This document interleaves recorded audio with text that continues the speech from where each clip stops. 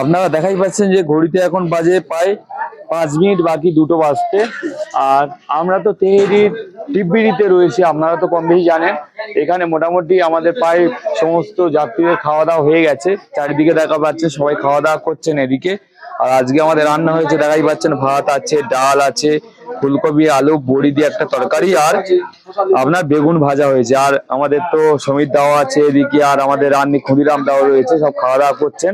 আর এদিকে সকলের প্রায় খাওয়া দাওয়া হয়ে গেছে, দেখাই পাচ্ছেন সব খাওয়া দাওয়া করছেন। তো খুব তাড়াতাড়ি আমাদের রান্না বান্না হয়ে গেল, খাওয়া দাওয়া প্রায় সকলের কমপ্লিট। এবার আমরা কয়েকজন খাবো, খাওয়া দাওয়া করলে এখান থেকে বাস আমাদের ছেড়ে দেওয়া হবে। তো বন্ধুরা বেশি টাইম হয়নি, এখনো দুটো তো বাজে, এখন সকলের প্রায় খাওয়া দাওয়া হয়ে গেছে। তো পাহাড়ি এলাকার পাশে এরকম একটা ঝর্ণা থেকে জল পড়ছে, সত্যি পাহাড়ি জায়গায় রান্না বান্না করে খাওয়ার মজাটাই আলাদা। তো যাই হোক বন্ধুরা, খাওয়া দাওয়াটা করে নিই, আবার আপনাদের সঙ্গে আমি কথা বলবো।